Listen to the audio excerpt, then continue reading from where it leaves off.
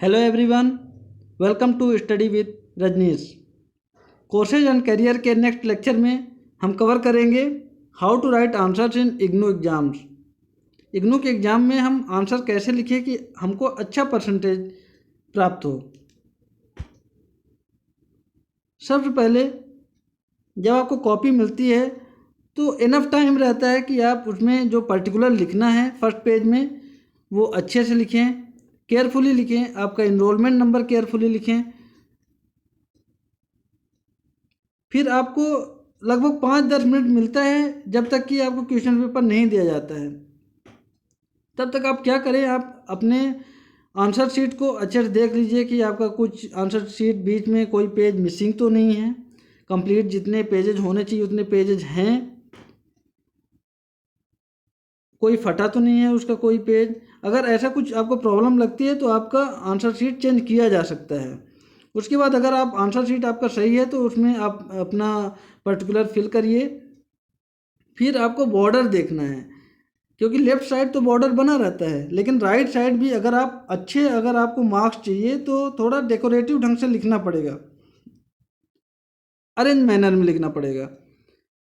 तो आप right side में कुछ बॉर्डर छोड़ सकते हैं, 2 to 3 सेंटीमीटर आपको राइट साइड में भी अगर छोड़ देंगे तो एक सिंक्रोनाइज मैनर में आपका आंसर लगेगा।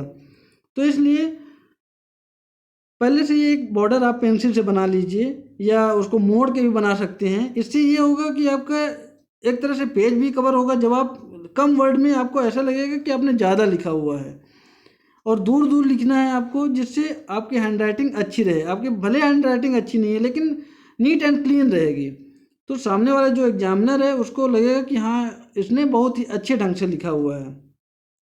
जब आपको क्वेश्चन पेपर मिल जाता है तो आपको केयरफुली पढ़ना है उसको।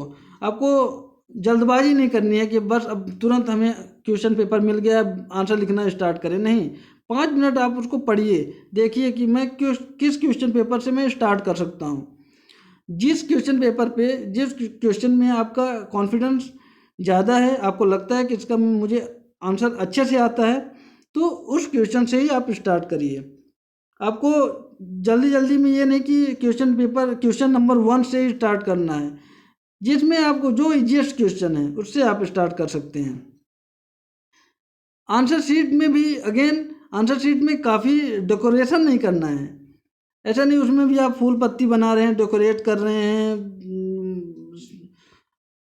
आपको कहीं भी अंदर ऐसा कोई भी मार्क नहीं बनाना है जिससे एग्जामिनर को ये लगे कि जो एग्जामिनी है वो किसी न किसी तरह से अपनी पहचान बताने की कोशिश कर रहा है। आपको नाम नहीं लिखना है या कोई सिंबल नहीं बनाना है।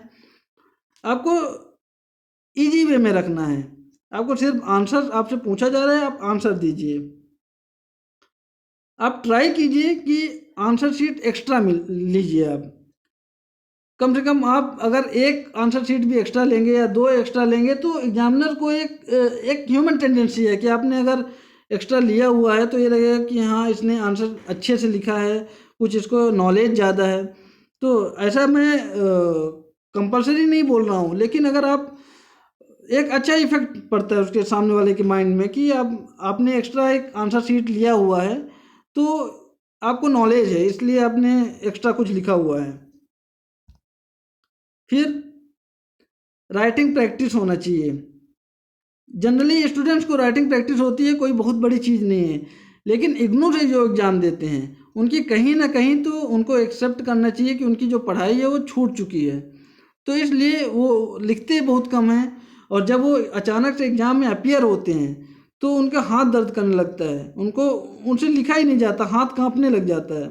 तो बहुत ज़रूरी है, अगर आपका एग्ज़ाम होने वाला है तो 10 दिन 20 दिन पहले आप कुछ ना कुछ लिखते रहिए। इवन आप न्यूज़पेपर से ही कुछ लिखिए या आपका स्टडी मटेरियल है उससे आप कुछ ना कुछ नोट्स बनाइए, लिखिए, थोड़ा आपको राइटिंग प्रैक्टिस हो जाएगी। उसके बाद मैंने पहले भी वीडियो में बताया हुआ है कि कोई भी इवन आंसर आप लिखते हैं उसको 3 पार्ट में आपको डिवाइड करना है: इंट्रोडक्शन, बॉडी एंड कंक्लूजन।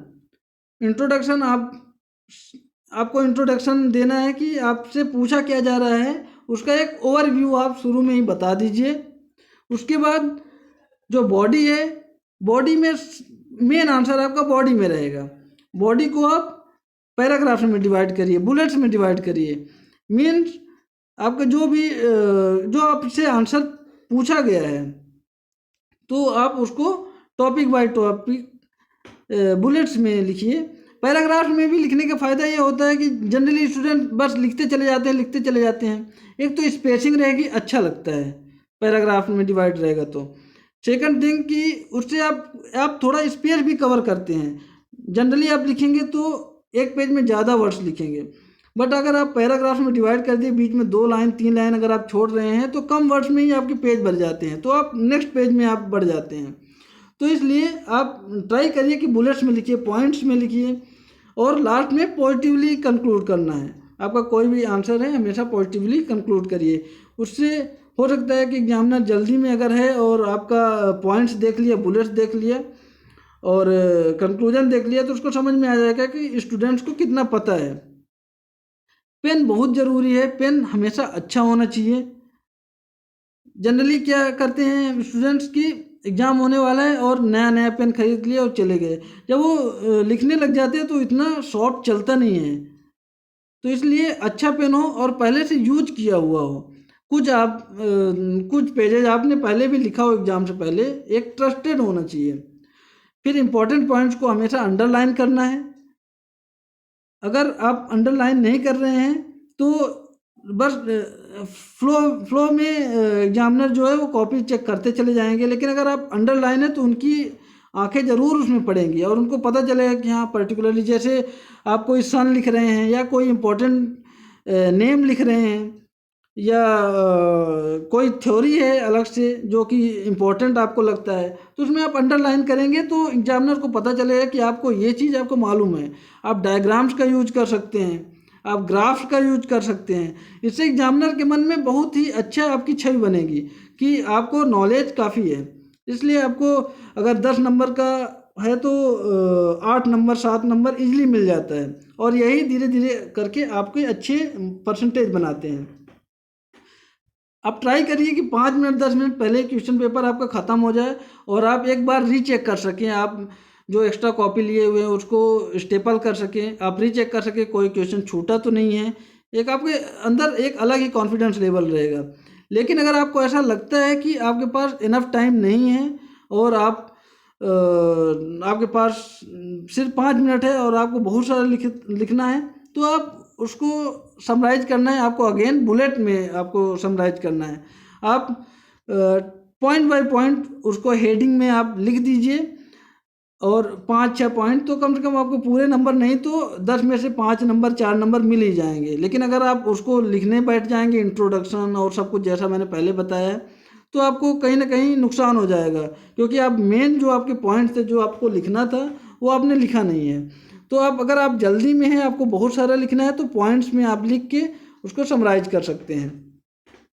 तो ये लेक्चर अच्छे परसेंटेज के लिए, इग्नू में अच्छे परसेंटेज के लिए आंसर राइटिंग के बारे में था। अगर वीडियो आपको अच्छा लगा तो लाइक करिए, सब्सक्राइब करिए, कमेंट करिए। आपको अगर कोई डाउट है तो आप कमेंट बॉक्स में पूछ सकते हैं। Thank you so much. God bless you all.